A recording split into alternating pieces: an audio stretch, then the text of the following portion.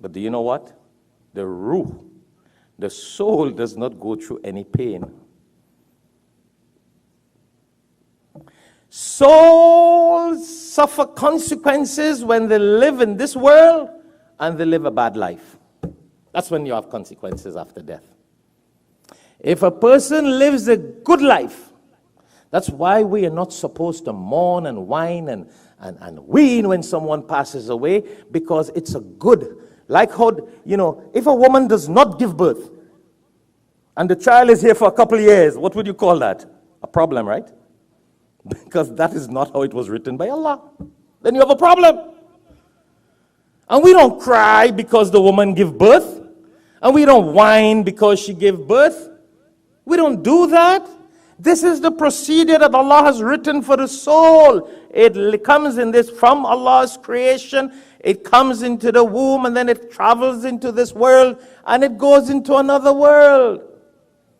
So the physical aspect, the mother who is the physical person feels the pain when the child comes into this world. And the child feels the pain of the connection of love when the mother leaves this world. But the consequences of the soul is about the soul's life in this world. Very deep, Allah tells us these things. In the Quran, there are so many verses. Yeah. And a good soul, happiness, pleasure, goes and meets its families and friends and relatives and loved ones and have a good time in the hereafter. In Barzakh, have you ever heard a word about soulmate? Yeah, some Mufassirin have said that all the souls that live before they are put into wombs, they meet and they know each other. And some of them are very closely connected. Some Mufassirin have said that. This is not a fairy tale or Nancy story.